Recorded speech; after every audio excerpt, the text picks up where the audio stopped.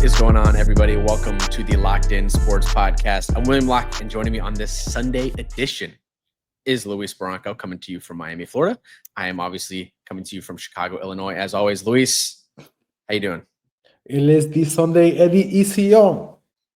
Welcome to the Locked In Sports Podcast, Baseball Edition.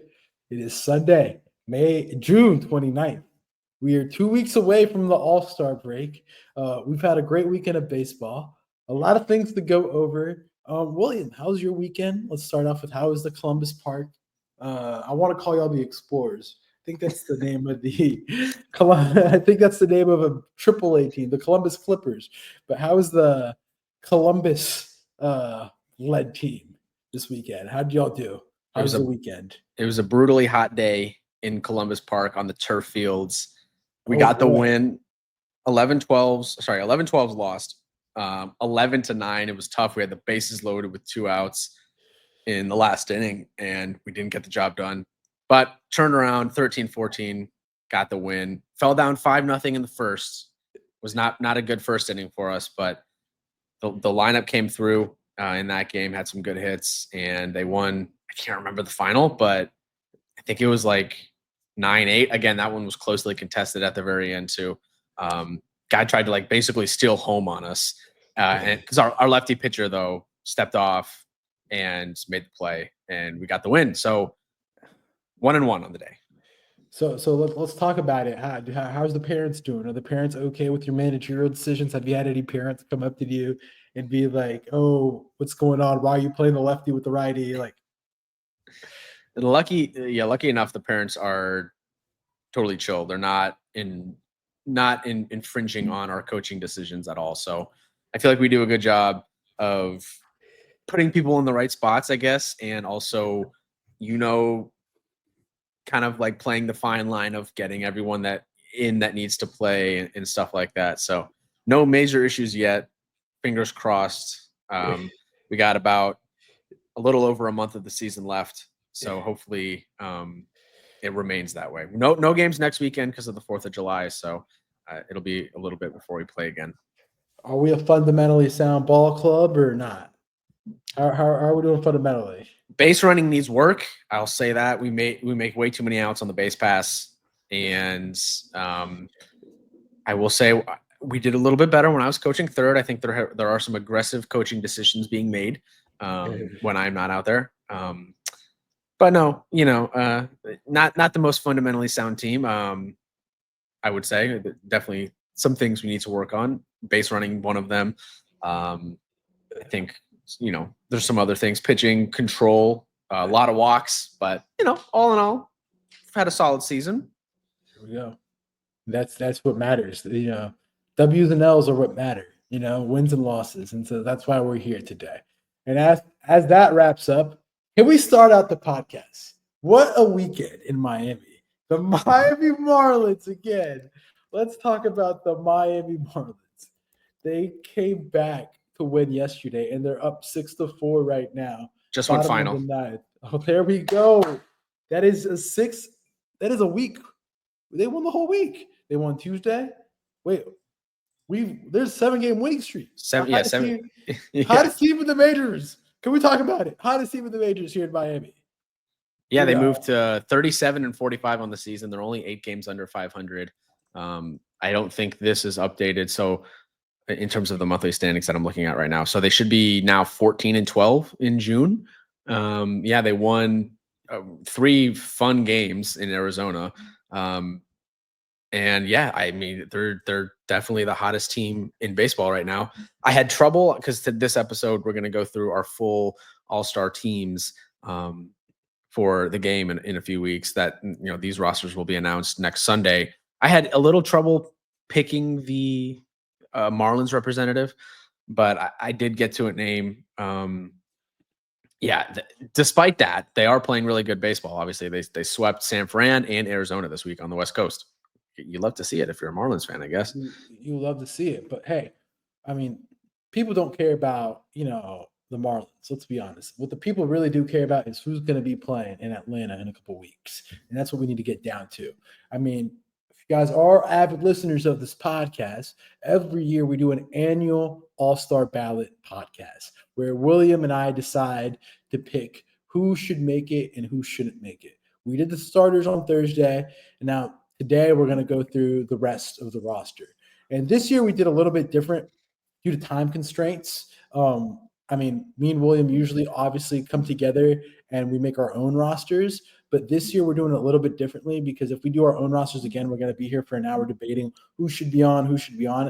And this year we have a consensus list. I have a few debates this year with some of the guys that we selected, but these are the guys that we've all penciled in to go to Atlanta in a couple weeks. And without further ado, William, do you want to take the American League? Yeah. Yankees? Yeah, before we start it, are you excited for the All-Star Game? Is it something you look forward to every season? Do you watch Home Run Derby? You like it? I'm going to be honest. I haven't been a fan of the new format. I miss the old format when it was just like the Josh Hamilton, Bobby Abreu days when they would just go out and hit and just until they can't. This new format's kind of made for like TV, made for broadcasting. So I'm not really a huge fan of it. I know they had to put it in because of that Yankee Stadium a couple of years ago, now a decade ago more so, with Josh Hamilton, that he was just like killing balls left and right. But I always like the game. I mean, I like when the players get together. I thought one of the funner games was the Seattle game was pretty fun. Colorado game was pretty fun.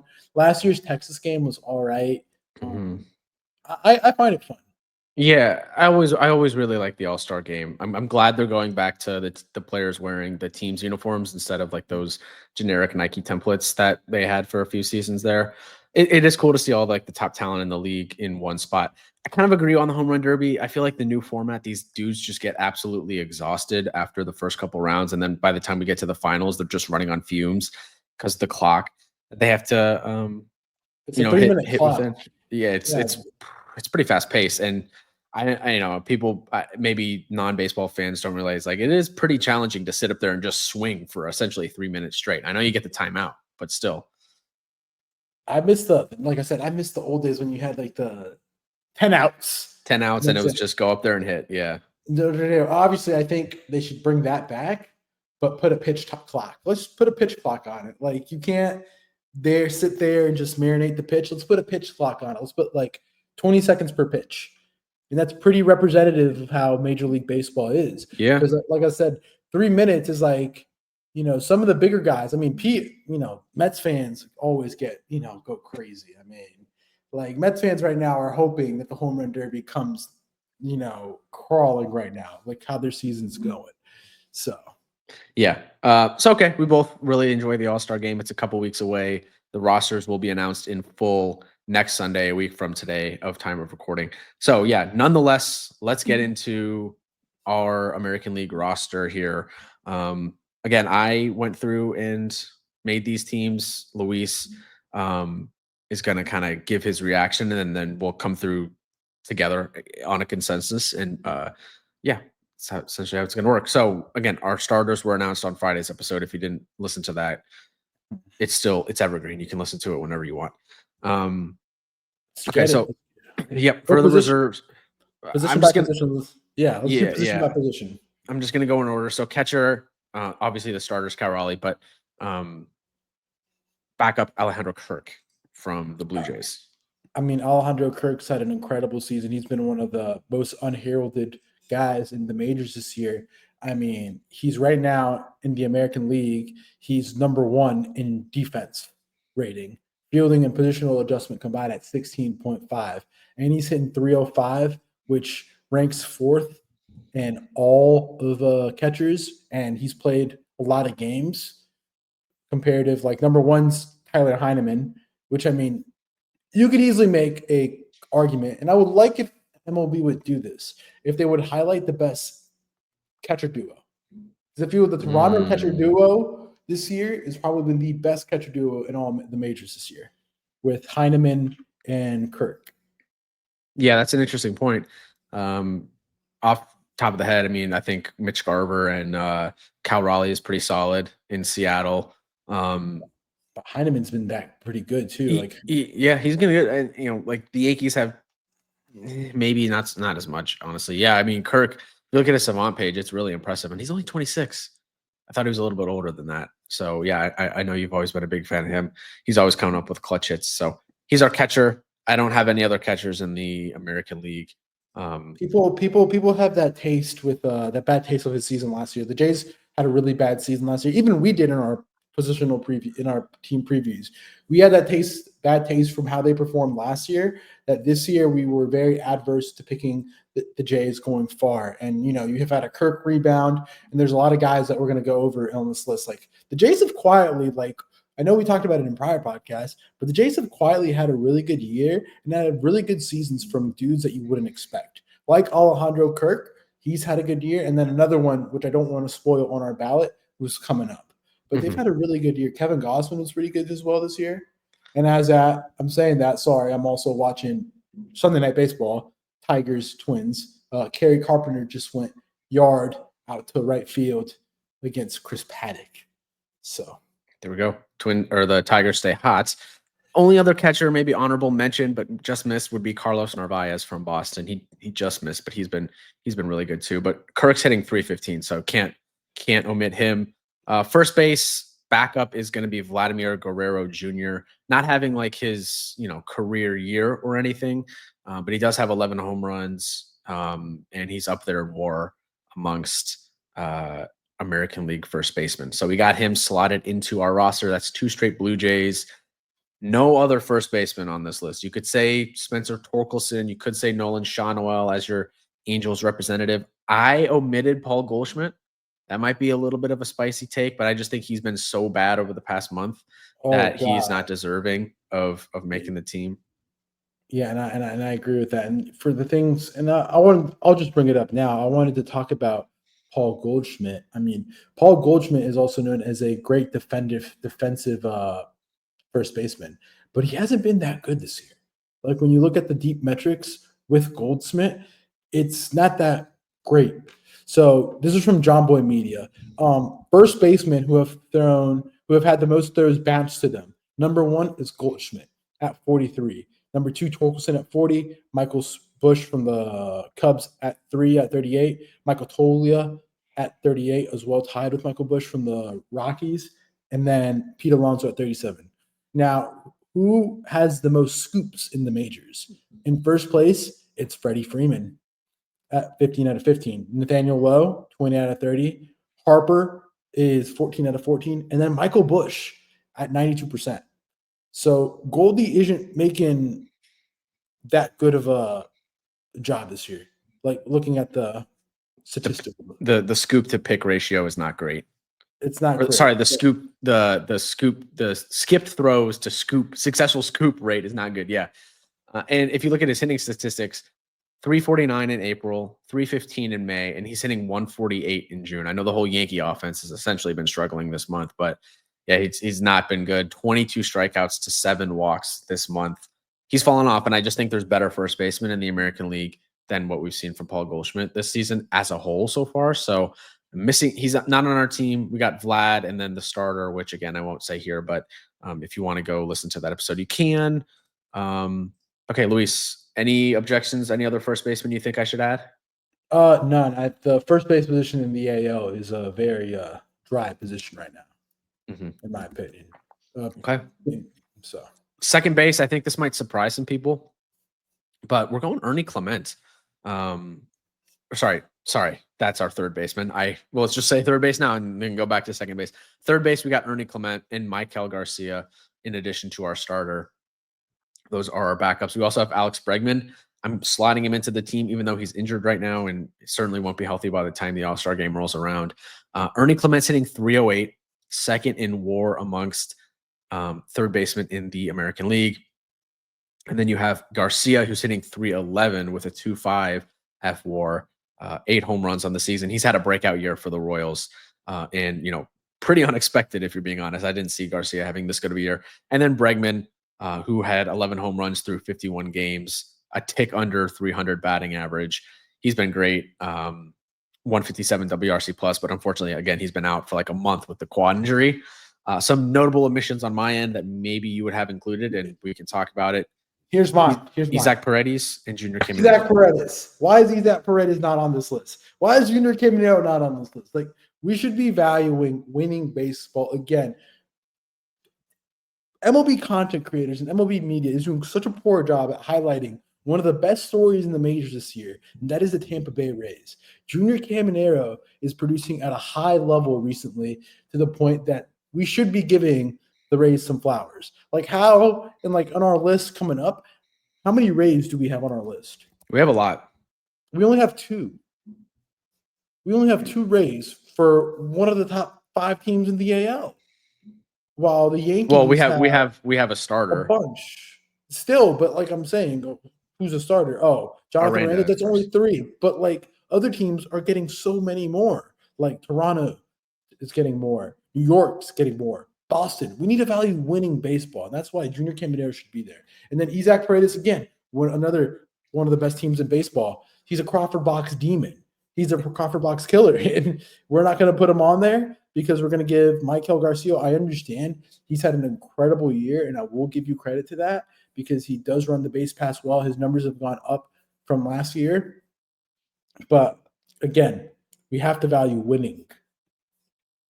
I'll give you Caminero because I really like him. He's got 20 home runs on the season with a 129 WRC plus. The defense isn't great, and that's the thing with Ernie Clement. He's hitting for a high average and playing arguably the best defense at third base this season amongst anybody. So I think Clement should be on the team. The guy that I could see bumping is Garcia. So are you okay if we bump Garcia for Caminero but keep Paredes out? Paredes, I know he has 17 home runs. Or I mean, either way. Paredes, who do you want? Paredes or it's either Caminero. Or. I value winning baseball, and Kansas City's not a winning baseball club right now. That's fair. So we're bumping Garcia, but it's your pick between Caminero and it's either or. Either I would say Caminero because they're the best team, but Isaac Paredes has better numbers. So well, the Astros are pretty damn good too. I mean, Astros are better than the Rays. It's either or. Let's go Paredes. Let's go with my guy Isaac Paredes, who I wanted on the Yankees. So all right. I'm removing him. Are you okay with Bregman though? Yeah, I'm okay. I mean, he's gonna be hurt. Yeah, he's going to be hurt. Okay, shortstop going into second base. Let's go second base quickly. I mean, There's only one guy we have. It's Brandon Lau. Again, we got to value the best team in the major league. One of the best teams in the majors in the going to call them the Toronto Devil Rays, but the Tampa Bay Rays. Let's call them. I mean, there's nobody else. I mean, your usual suspects. The one guy that we could make a case for is Mr. Jazz Chisholm Jr. Jazz Chisholm Jr. is on a heater since injury, but I just think it's a little bit too late. And are we going to classify him as a third baseman or a second baseman? And at this point, he's had so many reps at third base due to the Oswaldo Cabrera injury that he's going to be classified as a third baseman. But Jazz Chisholm Jr., let's talk about it. How we saw today, he hit a home run earlier this week. Like, dude's on a heater. Dude's playing elite baseball right now. And I feel like the Yankee offense wouldn't be where it is without Mr. Chisholm Jr. Agreed. I think he's, if he had more reps under his belt, he's only played 53 games on the season. So I think he just misses out. He does have 13 home runs, 10 stolen bases.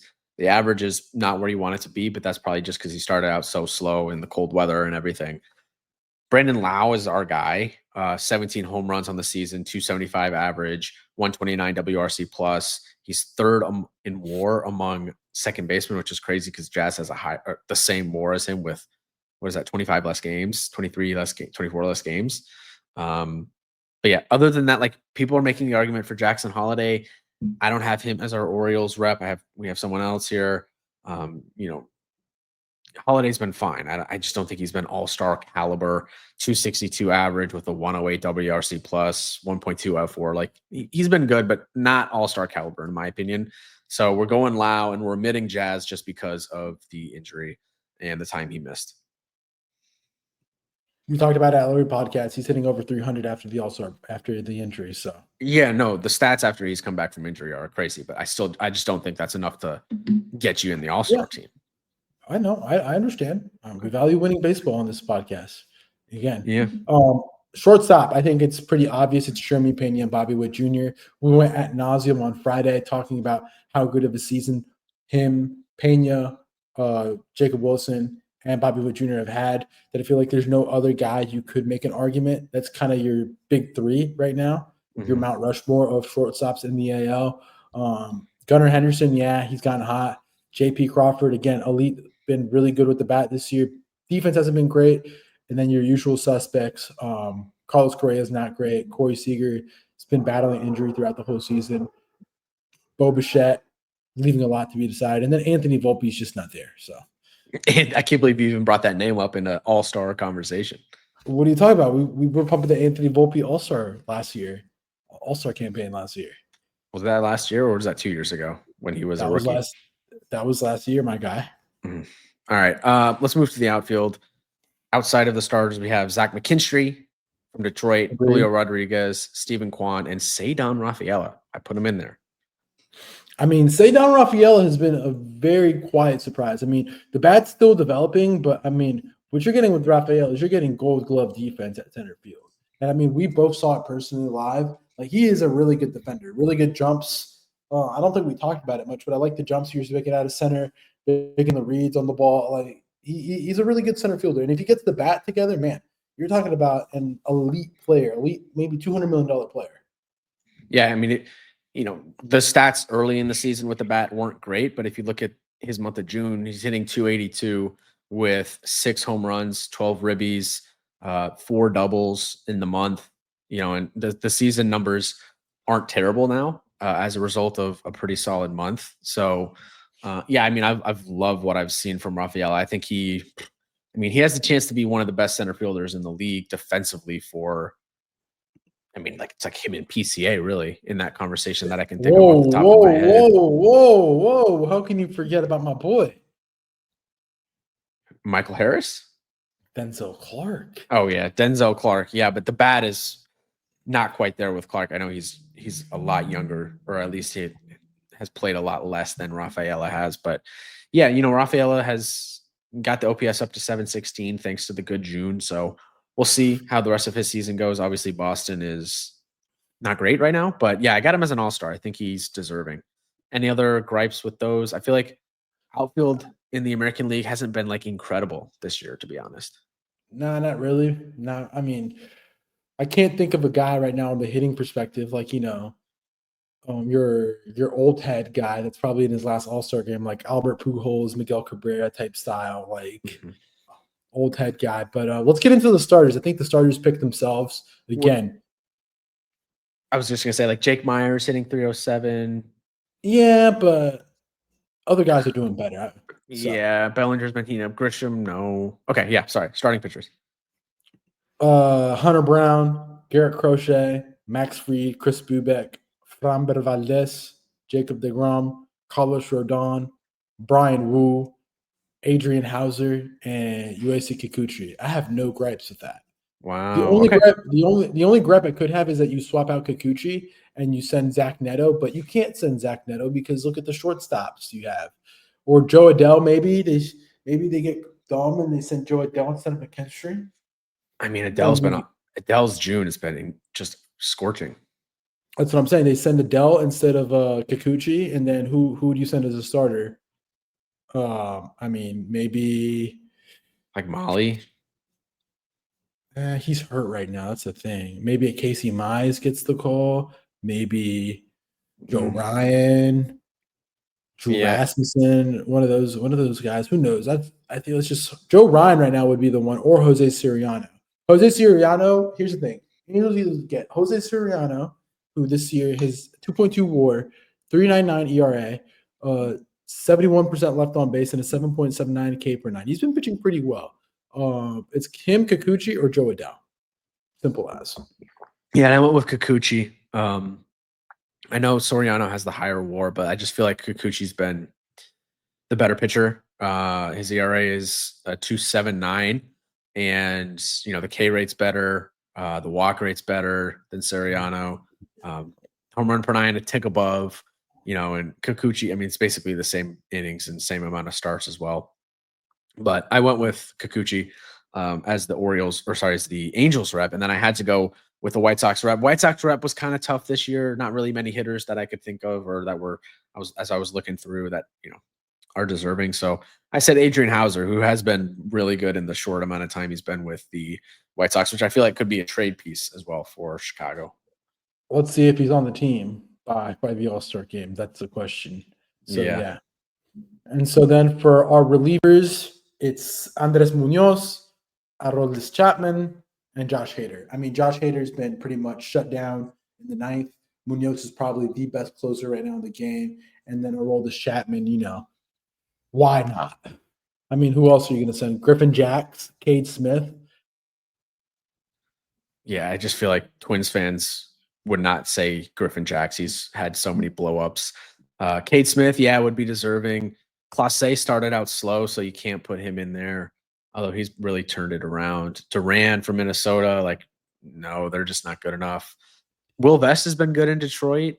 Brian Abreu has been really good in Houston as their eighth inning guy. Luke Weaver? Mm, I mean, I feel like when it comes to this, you're going to see I feel like on the AL side or in both sides, you're going to see one guy that shouldn't make it, and they're going to make it just off name value. And I think that will be Clase. I think Clase will get it. Or even Chapman, but Clase more so. Yeah, that's fair. That's fair. I could see it happening. But that's our American League reserves. Let's move into the NL now. We don't have a catcher as a backup. What do you mean no catcher as a backup? We have our starter is Will Smith. What do you mean? Who's going to back up? We need a backup. Yeah, I guess we probably do. I just don't. The thing is, so I'll tell you my thought process. Let's send Hunter Goodman. Let's send the local product down. I was going to say, you got Gabriel Moreno, but he's hurt. You got Drake Baldwin. I just don't think he has the amount of games. You have Hunter Goodman, who I do think is deserving to be the Rockies rep. But I said the Rockies rep. I had Jake Bird as that guy, the reliever. And I think you would agree. And I don't want to send two Rockies because they're definitely not deserving of two All-Stars. So it's between Goodman and Bird, and then we'd have to swap the reliever. All right, let's send another Goodman or send both. Let's send Goodman. Let's send the local product. Come on, how are you disrespecting one of the better catcher seasons this year? I know the course effect is real, but Hunter Goodman this year is hitting 287 with 14 home runs, 48 RBIs, and 83 hits, and he currently ranks 2 on FanGraph WAR at 2.1. He's having a great season offensively, and he's having also not that bad of a season defensively. He's 15th in defense. I mean, obviously, there's a lot of other guys. He's stuck defending against Jose Trevino, Patrick Bailey's of the world, and JT Realmuto's, but Hunter Goodman's had a great season. 5th in WRC plus. You love that stat. He's dealing with a hamstring thing. He hasn't played since the 25th. So let's hope he stays healthy. It seems like they don't think he's going to need to go to the injured list. So we'll include him for now as our Rockies rep. And yeah, you mentioned Patrick Bailey.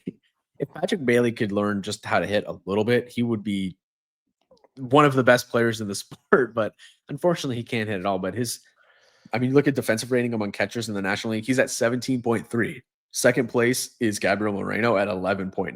That is, oh my gosh, he's the best defensive catcher in the sport. I don't really think it's close. Just make Patrick Bailey a singles king. If you have anything of just Verdugo, just get some contact on the ball without the shortstop, and hope it just sneaks through a gap. He's got a 549 OPS. So let's go first base. First base picks itself. It's a loaded position out here in the NL. We don't need to get too deep into this. Polar Bear Pete, Mets are gonna get their, whatever. They're gonna have their parade, and Matt Olson too. Nobody else comes close. Pete's hitting great, hit great to start the year. Matt Olson, I think, is one of the most underrated first basemen. There's not really any other options. People are going to say Bryce Harper, but Bryce Harper hasn't been that good this year. And he hasn't played enough. He's hurt now. You could say Michael Busch. He's been really good for the Cubs. 14 homers, 275 average with a 147 WRC plus. He's 4th among first basemen in the National League, but I'm okay just taking 3, the starter, and then that we have, which don't need to mention, and then Alonso and Olsen. Let's go to second base now. Let's talk second baseman. I think Brendan Donovan, robbery. I think Brendan Donovan should start, in my opinion.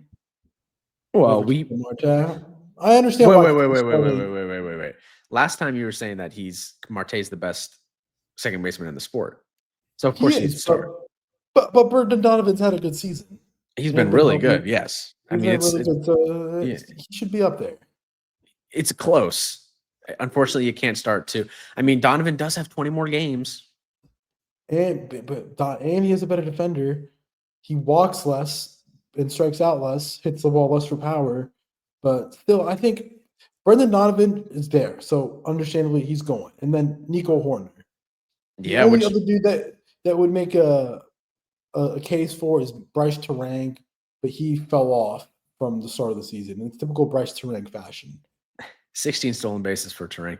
Yeah, I mean, I included Horner. He's really good defensively for the Cubs, and he's up to 3 home runs on the season now. He's didn't have any heading into last week, and now he has 3. Hit 2 this weekend against Houston, and yeah, really good defensively. Good lineup there in Chicago. I think he's definitely an all-star this year, and Donovan is a lock for sure. I think he should absolutely make it. We can go to third baseman now and talk about who's going. I think, Matt Chapman has a case, but he's hurt. But I think the third baseman that should be going is Mr. Eugenio Suarez, Arizona Diamondback. He's been on a heater this season, hits only homers.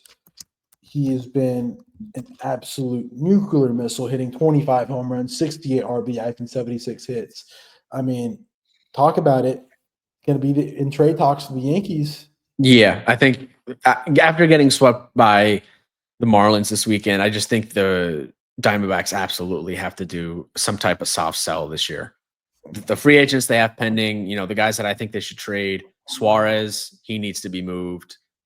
I know Jordan Lawler is now hurt, but you can slot him into third base as kind of your future guy. Merrill Kelly, I think he needs to go. Zach Gallen, I think, is a guy that, has certainly struggled this year, highest ERA amongst qualified starters, but trade him to a team who has a good pitching lab. They can convince themselves that they can fix him. I still think you could get a decent return for him pending free agent. Those are the 3 guys I think that they need to move. Maybe a Josh Naylor if a team's looking for a first baseman, but it's, now you got Corbin Carroll, who's going to be out probably past the All-Star break. It's just a really tough season for them. I picked them to win the freaking World Series. It just hasn't worked out that way. And I think a soft sell is needed here. And as far as All-Star, we're picking him as an All-Star.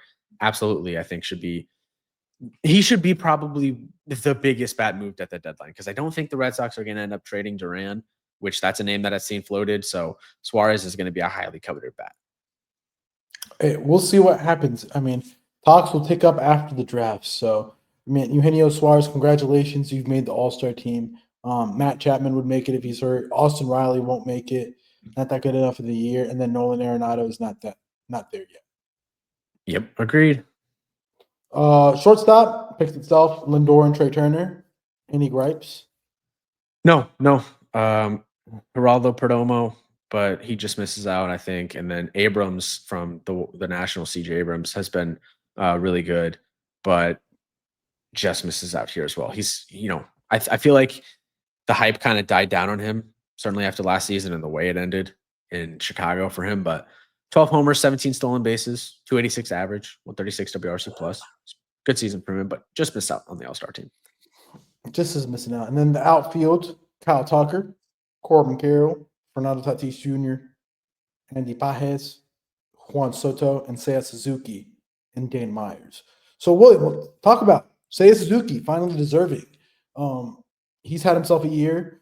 This weekend, they were in Houston, and we were talking about that series a little bit, but Mr. Suzuki playing great ball this year, hit homer 22. Talk about him. I think I think Suzuki is arguably the most underrated power bat in all of baseball. Hit his 22nd home run of the season last night in Houston.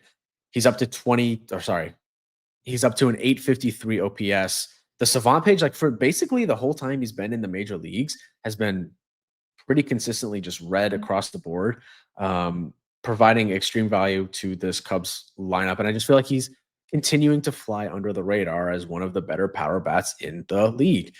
You're already at a career high for homers. The batting average is a tick down from where it was. He was in like the 280s the first few seasons of his career. Now he's down to 258. So he's sacrificing a little bit of a contact maybe for some more power, which given like kind of what the Cubs lineup roster construction is looking like this year. And you have the addition of Tucker, who's able to hit for average. You have PCA in there now, who's hitting for a decent average. Like maybe Suzuki, it's okay for him to take a step back on the contact and just spreading the ball across the field and getting singles and whatnot. It really focus on just hitting for power. So yeah, Suzuki continues to fly under the radar, and he's an all-star in my opinion. Yeah. And I mean, with this outfield, the only guy I would like for you to swap, I would like to send Mr. Kyle Stowers. Kyle Stowers has had a great season for Miami. I think more so than Dane Myers. I mean, Kyle Stowers has been the meat of the bat, hitting 278, 13 home runs, 40 RBIs. I know Dane Myers hits for a higher average, more speed, more defense, but Kyle Stowers is that big bat that makes that lineup go. And I really wish, we would put some credit into him this season. Yeah, he started out super hot, but kind of fell off a little bit. So that's why I went with Myers over Stowers. But again, I'm not gonna and Stowers does have 22 more games, so I'm not gonna cry if we go with Stowers over Myers. So I'm okay with making that swap. How about Jung Hoo Lee this season? I think Jung Hoo Lee is a guy, and Heliot Ramos, one of those outfielders out in San Francisco, we should be considering. I mean, Heliot Ramos is a power bat, Yeah, I think they just miss out. I feel like the guys that we have in there are better than them.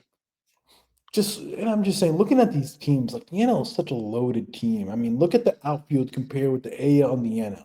You have Juan Soto, who, for all that he's done, he's Juan Soto. Juan Soto, Corbin Carroll, Kyle Tucker, and Fernando Tatis are your reserves. While the AL reserves are Zach McKinstry, Ceddanne Rafaela, Stephen Kwan, and Julio Rodriguez. Not to take away from, how good of MLBers that the AL outfielders are. The NL's team from top to bottom is just on a whole different stratosphere. And it kind of shows where the balance of the league is, in which the NL is a way stronger league than the American League. We see it every year. Dodgers won last year the World Series. We had the Braves a couple years ago.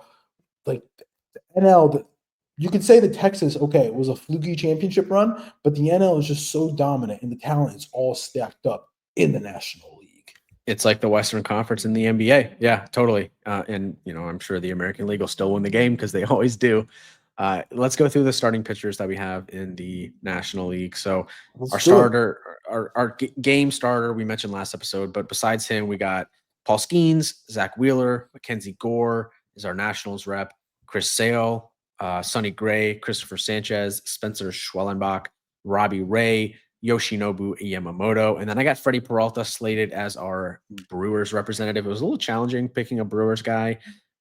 If Mizorowski had 3-4 more starts under his belt, I would give it to him. But he's only had, I think it's 3, which is not enough to be an all-star. So those are the starters. Any objections, any gripes with that? No love for Sonny Gray. He's on the team. But no love for Christopher Sanchez? He's on the team. You sending Christopher Sanchez? Yeah, on the team. Wait, I don't see. Oh, he is. But how about Jesus Luzardo? No, he started out hot, but had that remember that one bad blow-up start, and it's kind of been since then.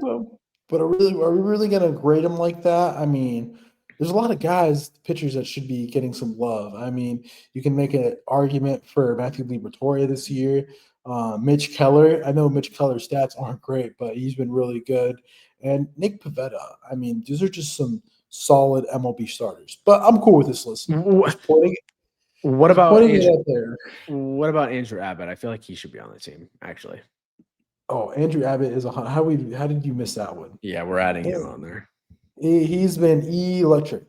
Hunter Green could be one that could have made it as well. Nah, he's been hurt too long. Yeah, but yeah. Then relievers, we're sending Robert Suarez, Edwin Diaz, and Jake Bird. Are we sending Jake Bird? Because we added Hunter Goodman. Yeah, we're sending Jake Bird.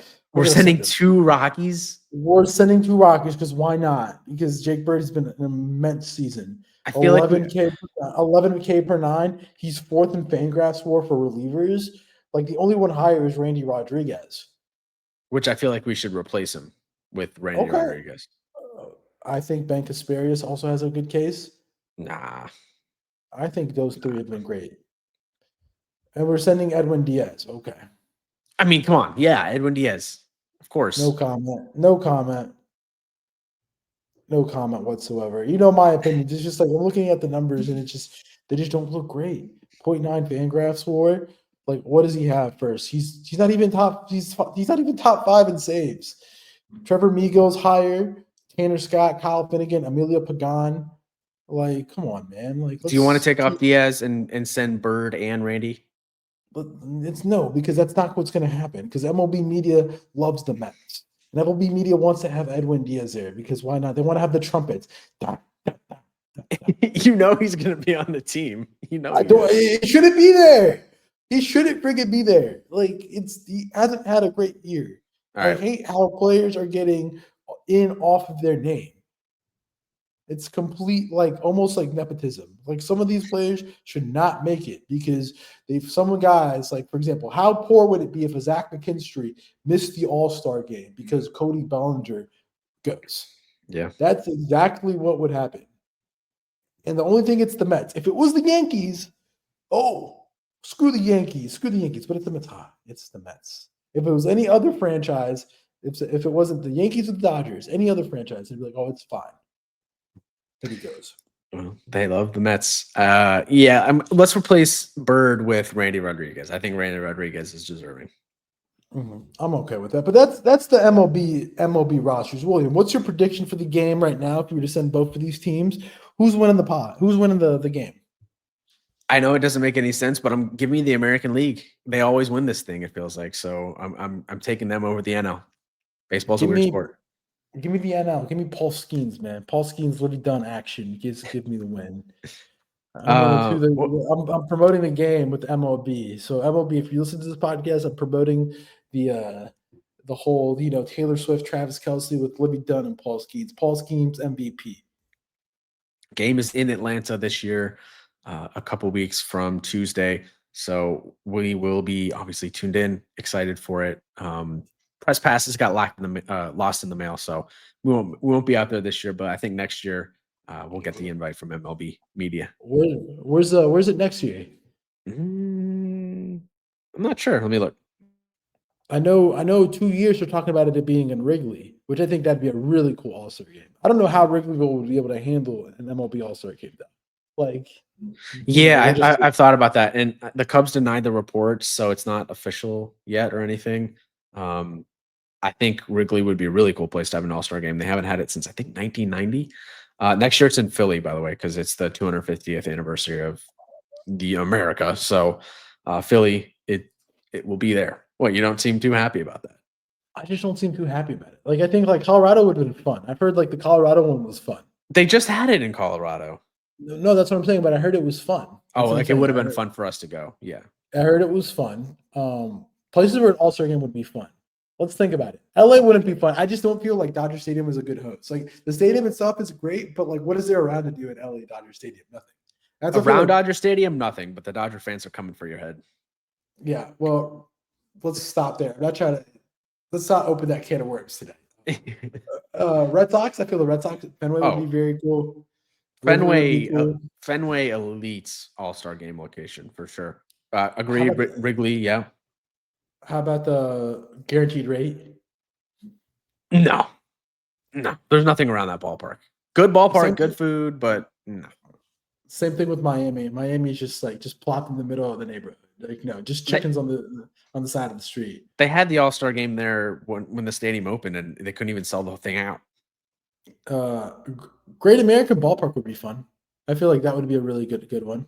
They had it there. Todd Frazier won the home run derby. Yeah, it was a good All-Star game. But I feel like that area around just having it there, I feel like it'd be fun. I don't think Globe Life will be fun. I think because every time I've flown into Texas, I fly over Globe Life. So I don't think it'd be that fun of a ballpark. Yeah, last year it was obviously there. I don't think it was the best one. I think they should have it in Sacramento. I'm just kidding. San Diego. San Diego. Yeah, San Diego would be elite. I think Yankee Stadium, Citi Field too, maybe. Yankee What are you Stadium what, Yankee Stadium what, has are more you- aura. what are you trying to do? You're gonna get poisoned with jet fuel in the air? You're trying to get poisoned with LaGuardia jet fuel coming off those 737s and those A320s up in the stadium. It'll be like, Seattle, I think, was a good one. That would be fun to see an All-Star game there. Vegas All-Star Game. That's the one that Locked In Yeah. Sports has to get credentials for the Vegas All-Star Game. I feel if we're there, I think things are going to happen. I think we would get revoked our passes by the end of the weekend. Yeah, I mean, yeah, they'll definitely have the All-Star game in Vegas, like probably the first or second year of that ballpark. We already know that. So, How do you feel about boots on the ground, Vegas? MLB All-Star. I would take you for the first time to Vegas. You would use your Vegas virginity card with me. Yeah, I've never been to Vegas. I mean, it would be 2028, 2029. We'll see. I mean, yeah, it'd be fun to go to, I guess. You would absolutely hate the Strip. You would hate everything about Vegas. You would come back, oh, the game was fun. Everything else sucks. It really doesn't seem like my place. No, not at all. No, You would not hate at all. Vegas. Yeah. You would hate Vegas. But on the note of Vegas and having a game in Sacramento, it's that time of the podcast. I know we've been 15 minutes in. We haven't talked about the Yankees weekend in review. And as we always do, we always review the Yankees week that was with our Yankee fan aficionado, resident Yankee fan aficionado, William Locke. Been a fan since birth, since the womb. Yankees played the A's this weekend down in the Bronx out. And they won 2 out of 3. Friday's game, they won 3-0. Really an uneventful game. And then Jazz Chisholm, amazing home run. Did you see the picture he posted on Instagram of him hitting the home run? I didn't know. It is great. The cameraman deserves a raise for that picture. Then yesterday, the A's won. I watched the game. It put me to sleep.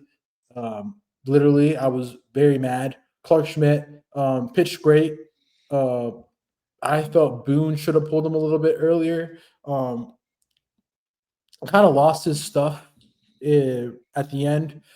He pitched 6 innings, 4 hits, 4 earned, 2 walks, 7 strikeouts. Gave up a pretty much like a cement mixer, as we call it. Slider didn't break, bad location. Brent Rucker took it out 406 feet out of the park. And then at the end, he was just like his mechanics were right and gave up 4 earned. JP Sears looked like freaking Tom Glavine, Greg Maddux, shutting everybody down. 5 innings, 2/3, 2 hits, 0 earned, 3 walks, 4 strikeouts. Yankees were held to 3 hits, over 5 runners in scoring position. A's were moving the guys.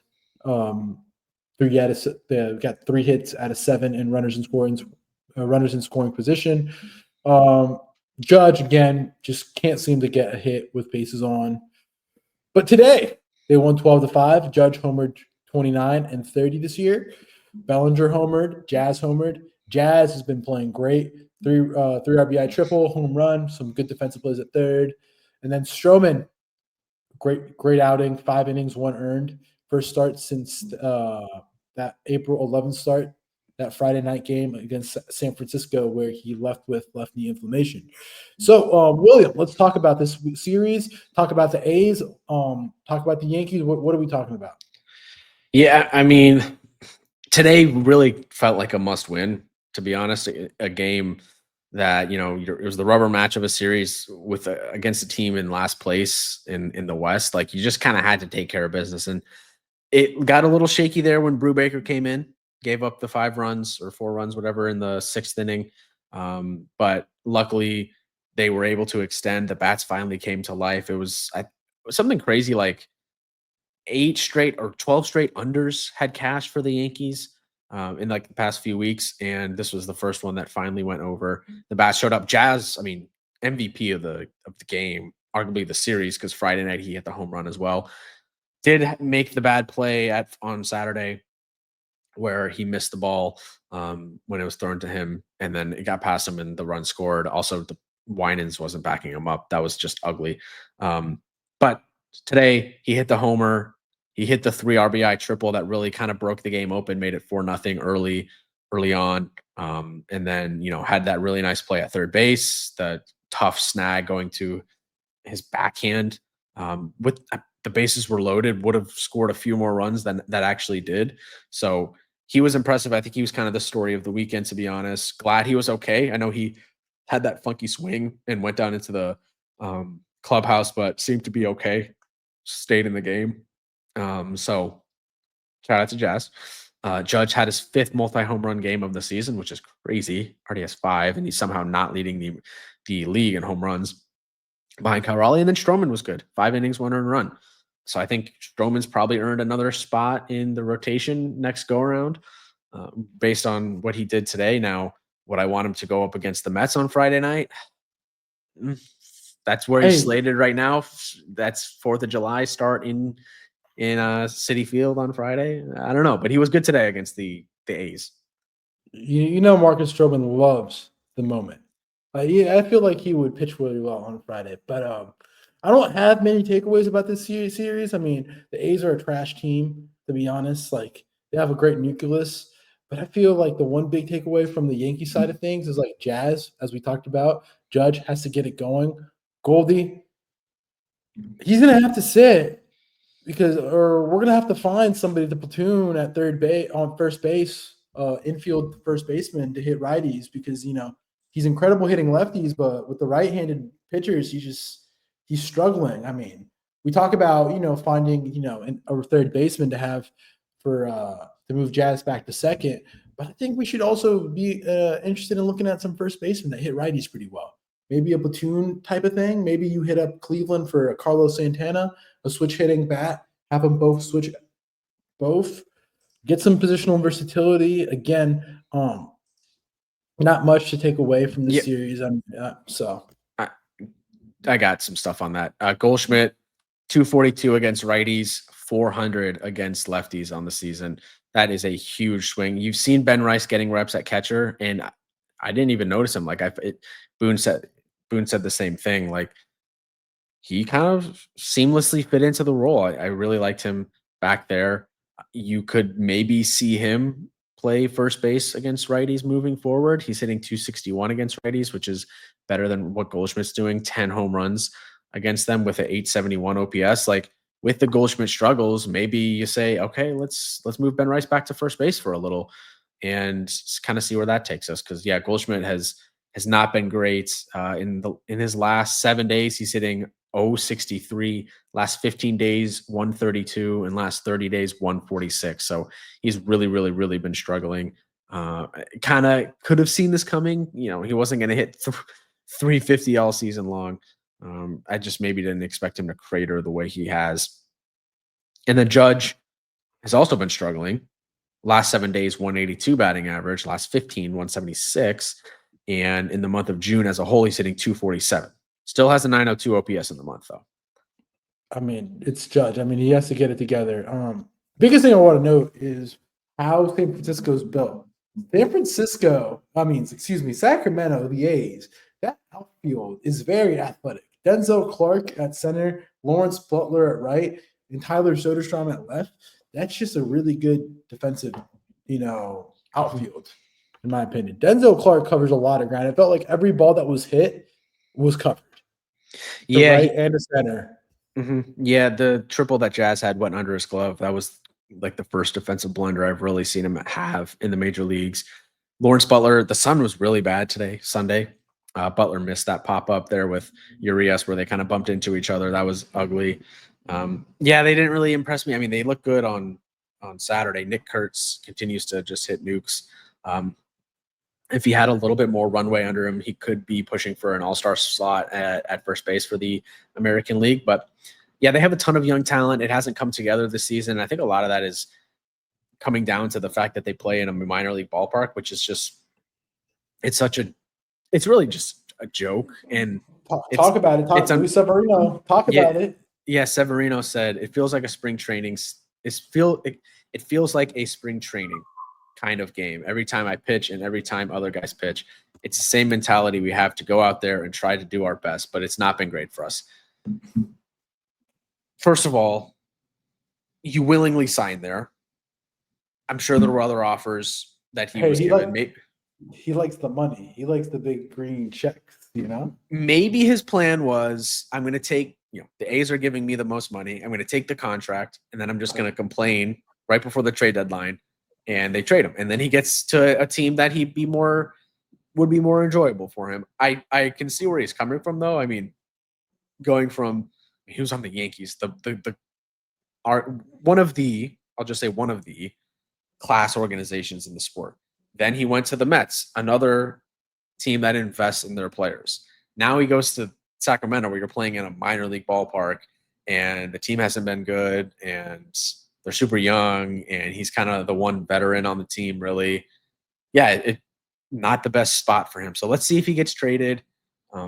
I don't think it's going to be to the Yankees or anything, but I thought those comments were interesting. I think it's part of the reason they're struggling, and I wish that they just extended the Coliseum lease for a few more years until they eventually move to Vegas.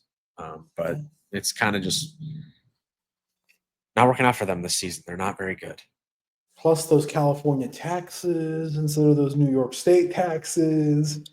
Yeah, I'm getting paid 20 M's, but tax Uncle Sam's coming around and grabbing a chunk in California. I feel like it's pretty bad in New York State too, though. Especially in New York. Wow. Especially in New York. Well, it'll be interesting to see if they actually move him and what could his return be. I mean, the A's are one of those teams that I feel like I feel like they should just be selling everything. Not everything, but like they should be one of those like cautious buyers, but sell.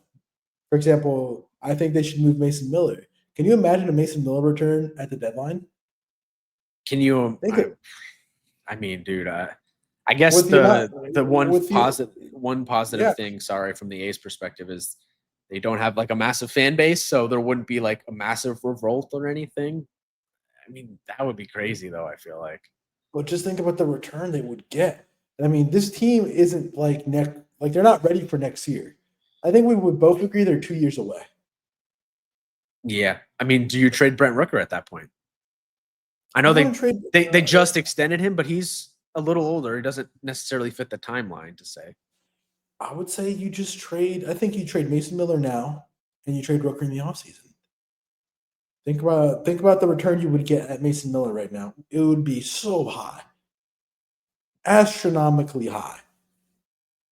Imagine if the Phillies call you and they will give you Andrew Painter or one Mick Abel for Mason Miller, and a couple like low single A, like high potential, high ceiling, low floor guys. Like, just think about the return you could get. Just think about what Mason Miller would do to a Phillies bullpen and what a top pitching prospect that's right there knocking on the door in the major leagues do for Sacramento Athletics. Think about it. Yeah, I mean, I don't know. I guess I see the point in the sense that the A's aren't good. What's the point of having an elite level shutdown closer when you're winning 60, 70 games in a season? When you can get, like, he has a ton of years of control under his belt from a team perspective. Like, yeah, that's one of the most valuable alongside like young arms. And he is a young arm, it's just a reliever. Like, those are the most valuable things you can have, in my opinion, on your roster that are controlled under team control for a long time. So yeah, I mean, they were very adamant they weren't trading him last year. Did they do it this year? I don't know. It'd be interesting. I think it would be a surprise to many, but it would make sense from them organizationally if they kind of want to continue along this like youthful movement. And they need starting pitching. That's kind of the one thing they just don't have really much going for them right now in terms of what's on the roster and kind of in the future. So I could see, I mean, Philly would make sense. Yeah, it would require a big haul, like you kind of talked about. Think about a Philadelphia, even a Mets. Can you think about the Mets? Because the Mets are buku crazy. Just drop the bag. Edwin Diaz, eighth inning guy. Ninth inning guy. Hey. Or something. But before we move on, grade the weekend for the Yankees. 7.5 again, because they didn't sweep the A's, and Saturday was a pretty ugly, lifeless performance, but they did bounce back. Huge bounce back on Sunday. 7.5. Also give it a 6. Okay. And with that note, let's review the majors. The Mets and the Pirates will go to New York. Oh boy, that was in Pittsburgh though. Pirates with the sweep, 3-game sweep. win 9-1. Juan solo shot. Soto hits a home run on Friday, but they still lose 9-1. Pirates won 9-2 on Saturday. Players only meeting was already called in the Mets lock clubhouse, and then the Pirates won today 12-1. They I don't know lose if the season series. I don't know if I've seen you this happy on the podcast in a long time. Yeah, the Mets got outscored 30-4 in this series. Frankie Montas was rough in his second start of the season today. 4 innings, 6 earned runs. You had home run, huh? They have no pitching. These reclamation projects weren't going to work. What did I say months ago? Let's see what happens later on. Yeah, a lot of these guys have continued to struggle. Obviously, you lose Canning to the Achilles injury, and now David Peterson, bad start. Frankie Montas is coming back and hasn't looked good. Sean Manaea, his injury just he had a setback in his rehab. I mean, yeah, I think that's kind of the big thing right now with the Mets is, I mean, they didn't hit against Pittsburgh. Like 4 runs in 3 games is pathetic. I know the Pirates have some good, decent pitchers, but they didn't face Skeens and they got outscored 30-4. It's kind of unacceptable. But if you look at the month of June, as Fangraphs loads ever so slowly, they are 13th, or sorry, no, they're 13th in pitching WAR.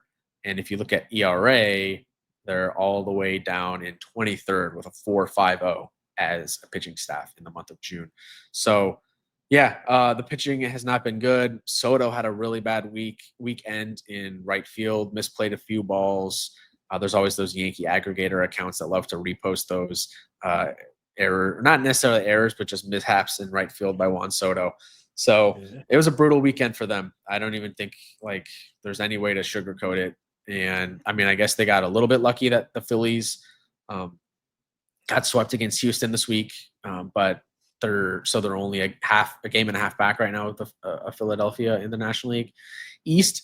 But could be a tough week. They're back home in Queens, but it's Milwaukee who's been surging, and then the Yankees, which I feel like the Mets kind of dominate the Yankees at Citi Field, but that should be a good series. And right now it's slated to be Frankie Montas, Blade Tidwell, and Clay Holmes versus Stroman, Rodon, and Fried. So you're getting 2 of the Yankees' best starters.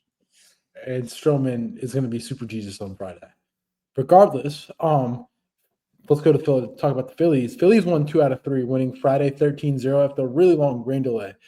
Bryce Elder, there was jokes on MLB media saying that Bryce Elder should be the home run derby pitcher for these guys.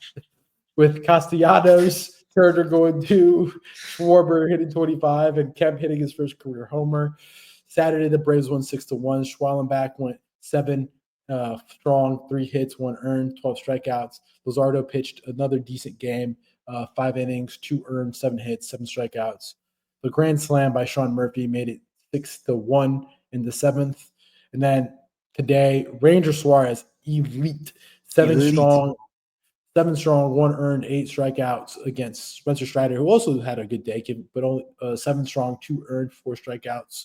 Phillies won 2-1. Matt Strom with the save, Sean Murphy with the homer, and Otto Kemp and a Trey Turner sac fly. Where's the difference? So, I mean, Philadelphia is getting hot, beating these teams, burying the Braves. I mean, the Braves are now breathing down the neck. The Marlins are coming up on the Braves right now. I fully expect the Marlins to overtake by next Sunday the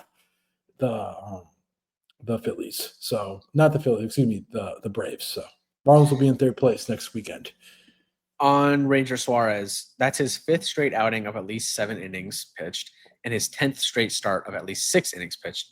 He has a 1.19 ERA over his last 10 starts. That's the lowest by any Phillies pitcher over a 10-start stretch since Cliff Lee in 2011. And when you go back to when the mound was lowered in 1969, the only other Phillies with a sub 1.20 ERA over any 10-game start span within a season are Roy Oswalt in 2010 and Steve Carlton in 1972. Carlton, one of the best pitchers ever, period. Arguably the best lefty pitcher ever, and obviously a Hall of Famer. So that is elite company for Ranger Suarez. He's down to a 2.00 ERA on the season as Tarek Skubal just loses his perfect game there. I just saw that. Yeah, Phillies, good bounce back series for them after losing the Astros series, getting swept by them. And Strider, he's down to a 3.86 ERA, but it's just weird seeing Strider go 7 innings with only 4 strikeouts. Like, that's not what we're used to seeing from him. The strikeout rate in 2023 pre-Tommy John, his strikeout rate was 36.8. It's down this year to 30.5, so not a massive drop, but the fastball velo, average fastball velo in 23 was 97.2, and now he's down to 95.5. So that's still, good fastball velo, but not where he was. I don't know if he's the same pitcher post Tommy John. And I guess it was the internal brace surgery for him. He didn't get the full Tommy John. But we'll see. I kind of got my eyes monitoring Spencer Strider right now because, again, he was like he was the next dude, like the best young pitcher in the sport. He's only 26, but that Tommy John might have set him back a little bit. Yeah.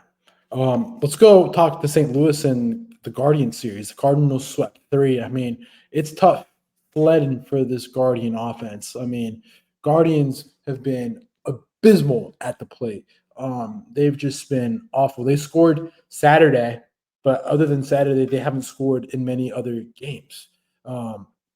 Just tough, very, very tough scenes. I mean, Cardinals won 5-0 on Friday. Sonny Gray with the Maddox, 9 innings pitched, 1 hit, 11 strikeouts.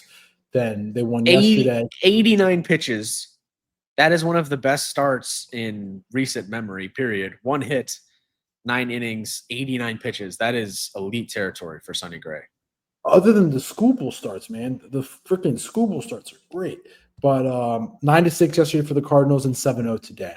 Cardinals are only 2.5 games back from the Cubs. So it'll be very interesting to see what the Cardinals do at the deadline. I mean, they do have some contracts. Will they go and try to chase down the Cubs? Remains to be seen. They definitely will. They're right there right now, and they got to feel really good about where they are. I know Alden's super excited.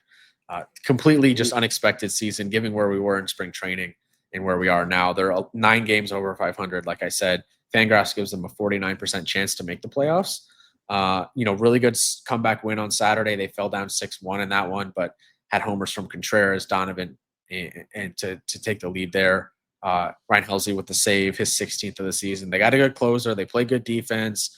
We talked about some of these guys. Alec Burleson's been good for them. Yeah. Nolan Gorman had a good weekend, he's been struggling, but he hit a home run today. And yeah, I don't know, man. I think the Cardinals feel good about them. That National League wildcard race, there's just going to be a lot of teams that are going to be, I think, battling toward the end, to be honest. It's a lot. I mean, talk about the Reds getting 2 out of 3 against the Padres. Reds might be one of the hottest teams in the National League along with the Marlins. I mean, they won Friday 8-1. Spencer Steer had a 3-homer game on Friday night. Nick Martinez had a no-hitter through the 8th, but then there was a double by Elias Diaz that broke it up. Padres won yesterday 6-4 on the Andrew Abbott start, which was crazy that they would beat the Andrew Abbott start. He pitched fine, 5 innings pitched, 1 earned, 2 walks, 4 strikeouts. And then today the Reds won 3-2.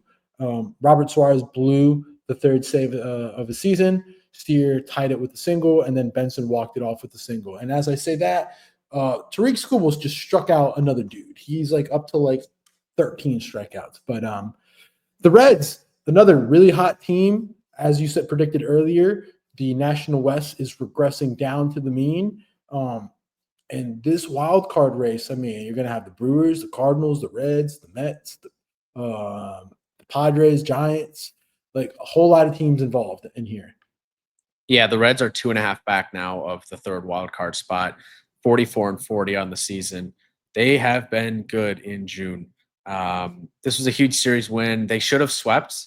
They were up, 4-1 on Saturday, and then the bullpen kind of blew it. Gavin Sheets had a huge game, 3 for 5 with 3 ribbies, a home run, 2 doubles. Also made a great diving catch in left field in that one. But the Padres' pen was flawless. They went 4 2/3 scoreless on Saturday.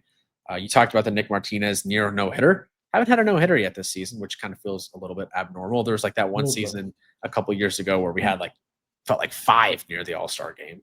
I feel like the left fielder could have tried a little bit more to get to the ball that broke up the no-hitter for Nick Martinez. You also had Ellie De La Cruz declining the home run derby invite. I believe he's declined it all 3 seasons that he's been in the big leagues, which smart move by him. And yeah, today the Reds slammed the door. Fun win for them, walking off against Robert Suarez, one of the best closers in the sport. The National League West continues to struggle, and the National League Central continues to play good baseball.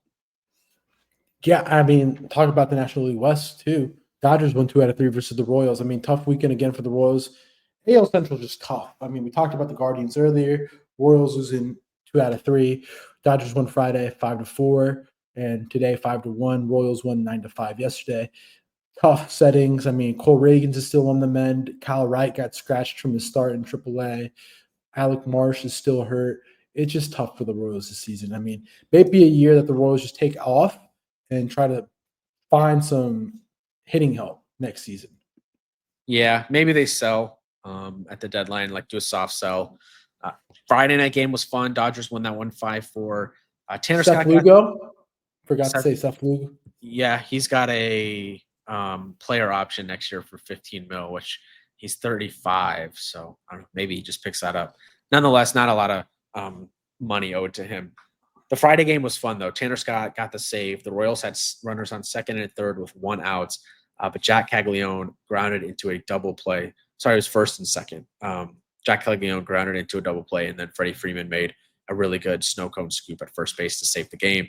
Freeman then homered on Saturday. He had been struggling mightily over his past 15, 30 games or so. I think that was like his first home run since the month of May. Ohtani pitched 2 innings this time, hit a career high 102 miles an hour. Interestingly enough, Ohtani is 0 for 4 with 4 strikeouts when leading off an inning as a hitter after pitching an inning as, of course, a pitcher. So interesting stat that I heard watching some highlights this morning. And then Ben Casparius kind of blew the game on Saturday. Royals won that one big. Vinny Pasquantino, 2 for 4, 5 ribbies, a home run, and a double on Saturday. And then today, Justin Roblisky was really good for the Dodgers, 6 scoreless innings after Lou Trevino was the opener. And yeah, Dodgers won the series. They're running away with that division at this point. We talked about earlier, the Miami series in Arizona. Let's go and talk about Colorado. Colorado got the win today, 4-3-11. But Brewers winning 2 out of 3, winning on Friday 10-6. And Quinn Prestier was strong yesterday, 7 innings pitched, 0 earned, 1 hit, and 11 strikeouts. I know a lot of Pirates fans and also Red Sox fans are regretting the Quinn Prestier trade. Priester. Quinn Priester, sorry. Yeah. Yeah, and I remember him having a really good part in MLB The Show 2021 as like a young star. Yeah, he went 7 scoreless innings, career high 11 strikeouts on Saturday, down to a 3.35 ERA on the season. But the Rockies did win today in extra innings. Orlando Arcia hit a solo home run in the 9th to tie it, which is a blown save for McGill, his 3rd of the season. And then a Kyle Farmer single in the 11th gave the Rockies the lead and the win. And they picked up their 19th win of the season. So they're almost to 20. No one else. I guess the White Sox are at 28. But yeah, the Rockies continue to struggle. And the Brewers, I mean, they probably left some meat on the bone this weekend, but they are still playing good baseball. 2 games behind the Cubs in the Central, and they hold the 2nd wild card spot right now. So San Francisco played the White Sox this year. White Sox won 2 out of 3. Again, San Francisco's been really struggling in post-Devers trade. They're only 4-8. Interesting to see how the team's gotten worse since the trade. Giants won on Friday 3-1. White Sox won 1-0 on Saturday. And the White Sox won today 5-2. Kyle Teal's been on a tear, but man, it is tough sledding out there in the Bay Area. Yeah, I'm pulling up some stats so we talked about 4-8 since the trade. When you look at some of these team statistics since the trade, look at Boston and San Francisco. We'll talk about Boston too. I guess we can kind of just tie them in. They lost their series 2-1 to Toronto. They're 4-8 as well since the Devers trade. And if you look at the stats, the Giants as a team, this is Fangraphs, so I believe this is through Saturday. I don't think it's been updated for Sunday yet. The Giants are hitting 217 as a team. That's 25th in baseball since the trade. The Red Sox are hitting 214 since the trade, which is 27th. The Red Sox have a 75 WRC plus since the trade. The Giants are at 86 in terms of home runs since the trade. The Giants have hit 9. That's 27th. Boston, a little bit better. They've hit 12. That's 18th. Strikeout rate is the interesting one, though. Boston is 26.5% K rate since the trade. That is the second worst in baseball. And then if you look at San Francisco, they're I just lost them. I had them. Oh, they're 19th. So not as bad. They're at 20.8. But the point is, both of these teams have been struggling pretty heavily since the trade. And the Giants, I mean, it hasn't been like against good teams. They got swept against the Marlins, and now they lose the series against the White Sox. Those are two series you would have circled and be like, okay, we can make up some ground on the Dodgers in the West. But unfortunately, I guess that's just not how baseball works. And Adrian Hauser had a really good start on Saturday, 7 scoreless innings. Got him as an All-Star. The White Sox won that one 1-0. Benintendi hit his 10th home run of the season, a solo shot. That was the only run of the game. And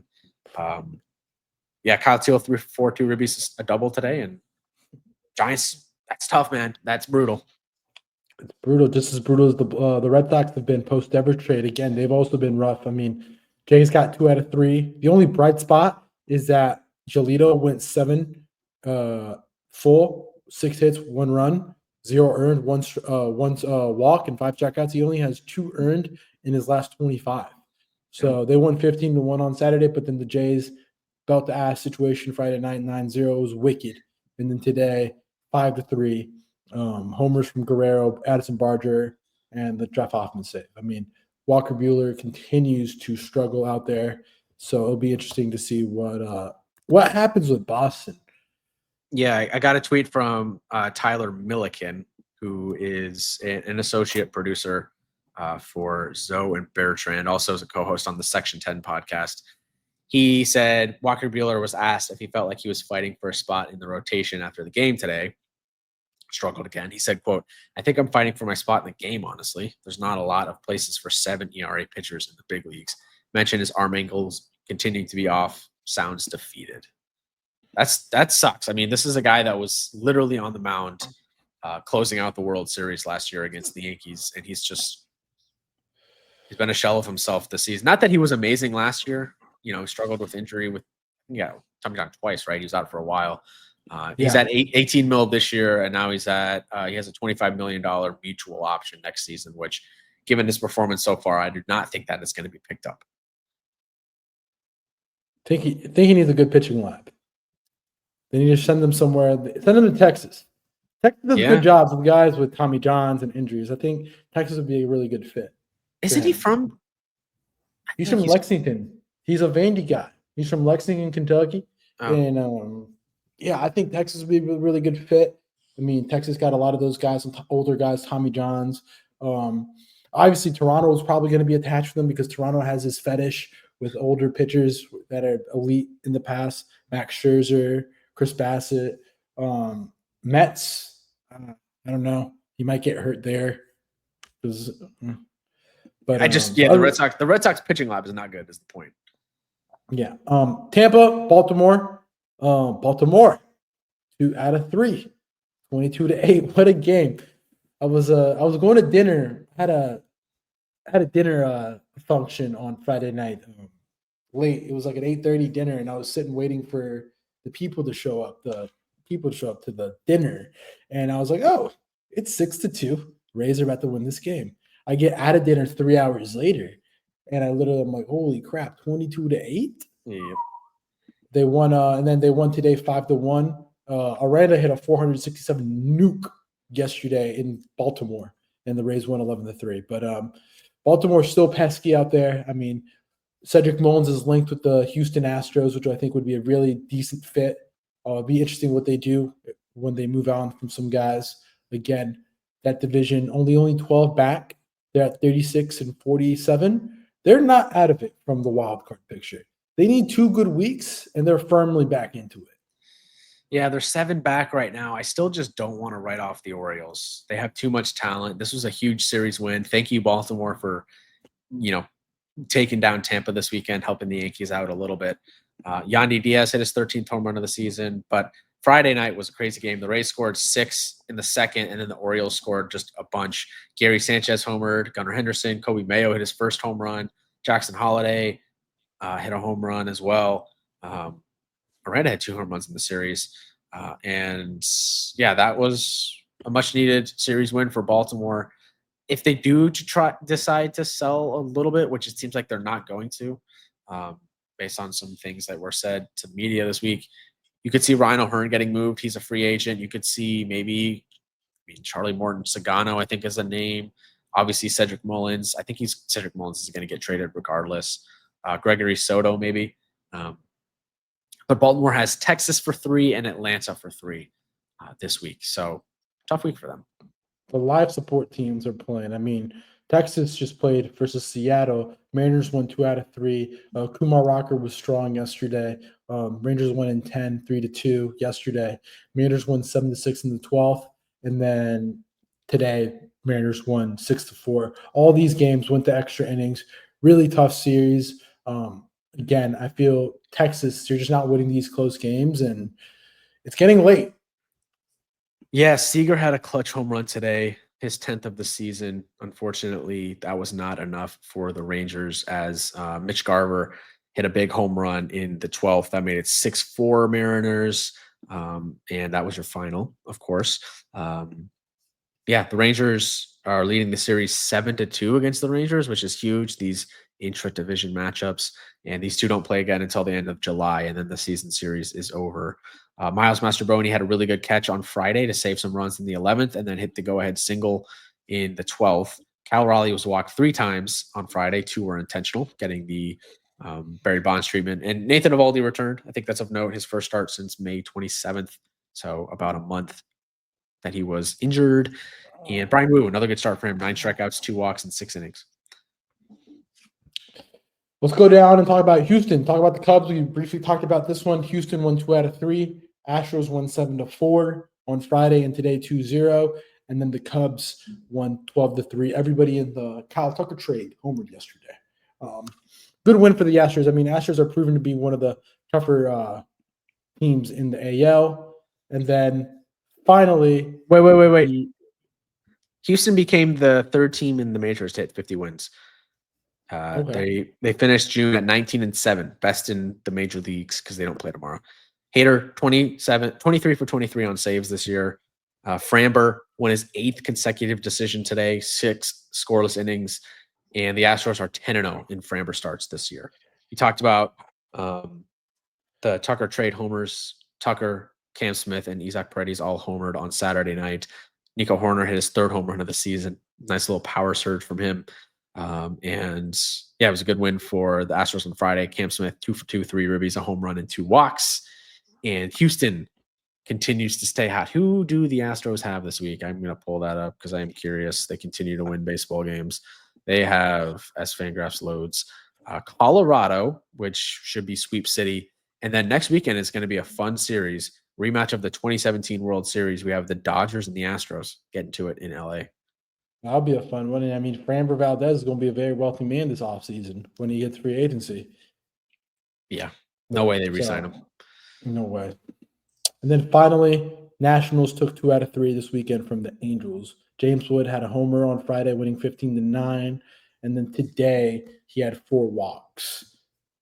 Yeah, that was a tough loss for the Angels today. I was going to come on and I was going to hype them up because they had a nice win on Saturday. Christian Moore had a clutch hit. Mike Trout had a clutch home run. Kyle Hendricks had a solid start. And then they just went out and blew it today against the Nats. Kevin Newman dropped the pop-up. He had a clutch home run on Saturday too. He dropped the pop-up, lost it in the sun. And then the Nats came back to tie it in the 9th, blown save for Kenley Jansen. And then the Nats took care of business in the 11th. Yeah, so too bad for the Angels. Now they're a game under 500. Still in the mix in the wild card, but man, they could have used that series win today. Talk about an attitude. So, anyways, that wraps up the week that was. William, when are we coming back this week? Yeah, I don't know. It's a busy week, holiday week for us. Traveling, so I'm leaving Wednesday morning. So I don't know. It might be no pod and then back on Sunday night. It might be a quick one, I don't know, Tuesday morning or something. We'll have to talk about that off camera, but I know we got to get our July team of the month in because what? Keep it locked. It's July 1st on what, Tuesday already? So season's Reds halfway over. due. Reds due on Tuesday. Reds due. Bills are due. We got to get our teams in, our selections in. So make sure you keep it locked in to the Locked In Sports Podcast. Make sure you follow William on the Substack. Articles coming soon. You follow us on YouTube. We're working up to 100 subscribers right now. We are at 64, 65. We're up to 67. Hey, we're doing a workout here. 67. What else? Follow us on Twitter. Follow us on Instagram. And just keep it locked. Like I said, TikTok. Substack, TikTok. Oh, the talk. Follow us on the talk. And like I said, articles coming soon. Next Sunday night, you got Cardinals, Cubs on Sunday Night Baseball, doubleheader, and Rangers at the Padres. So keep it locked into the podcast next weekend. Yep. All right. Love the enthusiasm. Tarek Skubal has 11 strikeouts through 5 innings. Can you get to 20? I don't know. Let's see. I mean, we have what else we have? We got Club World Cup. You tapped in the Club World Cup? No, it feels kind of criminal to have club soccer games in the summer. It feels like the summer should be all about international play. It should be about Instagram flicks about players out in like the Miami, LA, New York. That too. Did you see Mexico? They advanced to the semifinals of the Gold Cup. They beat Saudi Arabia last night. I don't care. I honestly don't care. It's the Gold Cup. We dominate the gold. We dominate CONCACAF. We own CONCACAF. Not much anymore. We dominate CONCACAF. Look at the history. We dominate CONCACAF. United States is our little brother. We dominate the CONCACAF. Okay, talking a big game. And so Club World Cup, I mean, NBA free agency. You excited about NBA free agency moves going around? I mean, are there any big free agents in the NBA this year? LeBron. He just resigned. Took up the play. I guess there's rumors that they think he could get moved. He get moved. I mean, you got the Grizzlies rumors tied to Rome. You got Malik Beasley. Malik Beasley drama. Yes, that's tough. That's tough. What else you got? And then that's pretty much it. Football's coming back next month, so everybody goes on break. So everybody goes on break. What do you mean? Like everybody in sports media takes July off because nobody wants to cover baseball. Oh, so yeah. This is our month to shine. Locked In Sports shines in July. I know everyone complains, but it's nothing but baseball. It's a good time of year. So the weather is warm. The baseball is on. Can't complain. Anyways, but yeah, make sure you keep it locked. Yep. Thank you guys for listening. We'll be back. We'll see. Maybe sometime this week, but definitely next Sunday. So thank you for listening again, and we'll be back then. Until then, peace out.